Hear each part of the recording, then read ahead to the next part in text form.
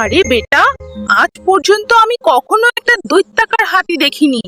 যাও, আমার জন্য জঙ্গল থেকে ঠিক আছে মা, যাচ্ছি। আমার মা আমাকে শান্তিতে খেতে দেয় না। আজ জঙ্গল থেকে সবচেয়ে বড় হাতি ধরিয়ে এনে দেব। আমার মা খুশি হবে।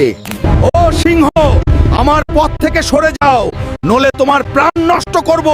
আমি তোকে মেরে ফেলবো, বুঝলি?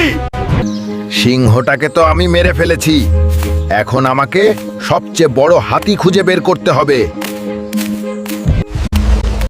ও হাতি, আমার সাথে চল, না হলে তোমাকেও আমি প্রাণে মারবো, বুঝলি?